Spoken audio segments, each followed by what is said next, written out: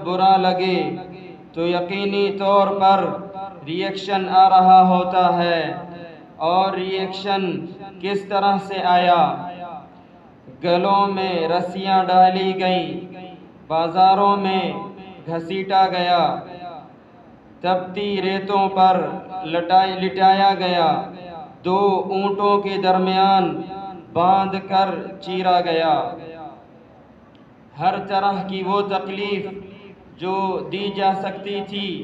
وہ محمد الرسول اللہ صلی اللہ علیہ وسلم کے صحابہ رضی اللہ عنہم کو دی گئی۔ یقینی طور پر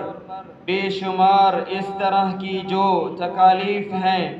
وہ صحابہ رضی اللہ عنہم کو دی گئیں۔ محمد علیہ السلام کے ساتھ بالکل ابتدا میں کھڑے ہوئے اللہ کی نبی کا دین قبول کیا، اسلام قبول کیا، چاہے وہ ابو بکر ہیں، چاہے وہ عمر ہیں، چاہے وہ عثمان ہیں، چاہے وہ علی ہیں، چاہے وہ آنے والے دیگر صحابہ رضی اللہ عنہم ہیں، یہ سب کے سب تھے، یہ سب کے سب جو ہیں قربانی کی اعلیٰ ترین مثال تھے، قربانی کی اعلیٰ ترین مثال تھے اور اعلیٰ ترین بلندیوں پر فائز تھے۔ آپ دیکھ لیجئے، انتہائی مشکل ترین وقت ہے، چاروں طرف سے گھیراؤ، چاروں طرف سے محاصرے، چاروں طرف سے پریشانیاں، چاروں طرف سے مسائل، لیکن اس کے باوجود ڈٹ کر کھڑے ہوئے، لیکن اس کے باوجود ڈٹ کر کھڑے ہوئے ہیں۔ لیکن ایک وقت آتا ہے کہ جب عرصہ حیات ان کے اوپر تنگ کر دیا جاتا ہے اور انہیں اپنے گھر بار چھوڑنے پڑتے ہیں، انہیں اپنی جائیداد چھوڑنی پڑتی ہے، انہیں اپنے کاروبار چھوڑنے پڑتے ہیں، عزیز و اقارب چھوڑنے پڑتے ہیں، اور ایسے بھی صحابہ رضی اللہ عنہم آپ کو میسر آئیں گے جنہوں نے بیویاں چھوڑ دیں، ایسے بھی صحابہ رضی اللہ عنہم آپ کو میسر آئیں گے جنہوں نے اولادیں چھوڑ دیں۔ اس کا مطلب کیا ہے کہ ایک اللہ کے دین کو اختیار کیا اور اس کو اختیار کرنے کے لیے باقی ساری چیزوں کو چھوڑ دیا۔ یہ آپ دنیا میں دیکھیں گے تو کہاں میسر آئے گا؟ محمد الرسول اللہ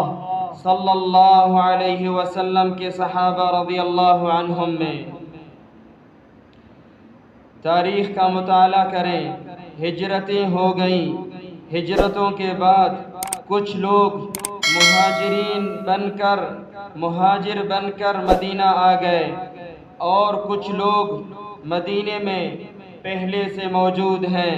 جو انصار کی شکل میں ہیں۔ ان کی معیشت کوئی بہت زیادہ مضبوط نہیں ہے، وہ پہلے سے غربت اور افلاس کا شکار ہیں، لیکن محمد علیہ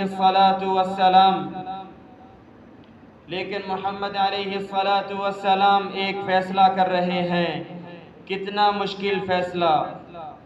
لیکن دوستو یہ بڑی عجیب جماعت تھی، بڑی عجیب جماعت تھی۔ کچھ لوگ ہجرت کر کے آ رہے ہیں، کچھ لوگ ہجرت کر کے آئے ہیں اور کچھ لوگ ان کا استقبال کر رہے ہیں۔ آپ ان کے متعلق محمد علیہ السلام فیصلہ کر رہے ہیں، اور وہ فیصلہ کیا ہے؟ یاد رکھیں، اللہ رب العزت اگر کسی کو ڈگری دے رہا ہو، اللہ رب العزت کسی کو سرٹیفکیٹ دے رہا ہو، اللہ رب العزت اگر کسی کے لیے پسندیدگی کی سند جاری کر رہا ہو تو اس کا کیا مطلب ہوتا ہے؟ اللہ کہہ دے رضی اللہ عنہم ورضوا عنہ، اللہ ان سے راضی ہو گیا، اور یہ اللہ سے راضی ہو گئے، اور پھر ان کے لیے جنتوں میں ان کی رہائشیں، ان کے لیے انعامات، ان کے بڑے بڑے عہدے، ان کے بڑے بڑے مرتبے اور مقام، ان کا اعلان اگر رب عالی شان کر رہا ہے تو اس کا مطلب یہ ہے کہ یہ بڑے ہی عالی شان لوگ ہیں، بڑے ہی زبردست لوگ ہیں۔ آپ دیکھ لیجئے اللہ کے نبی علیہ السلام مہاجرین اور انصار کے بیچ مؤاخات کے اعلان کر رہے ہیں کہ دنیا ایک نئی سمت پر جا رہی ہے، اور وہ نئی سمت کیا ہے کہ رشتے خون کی بنیاد پر قائم ہوتے ہیں، لیکن آج رشتے نئی بنیادوں پر قائم ہوں گی۔ یہاں پر رشتے کی بنیاد ایمان ہوگا، یہاں رشتے کی بنیاد اخلاص ہوگا، یہاں رشتے کی بنیاد قرآن ہوگا، یہاں رشتے کی بنیاد محمد علیہ السلام کے ساتھ لوگوں کا تعلق ہوگا۔ رشتے کا اعلان کر دیا گیا، مہاجر اور انصار آپس میں بھائی بھائی ہیں، اور بھائی ہونے کا حق کیسے ادا کیا جا رہا ہے؟ گھروں کے دروازے کھول دیے گئے، کاروباروں کے حصے کر دیے گئے، آمدنیوں میں حصے دار بنا لیا گیا۔ یہ اعلانات ایسے تو نہیں ہیں، یاد رکھیں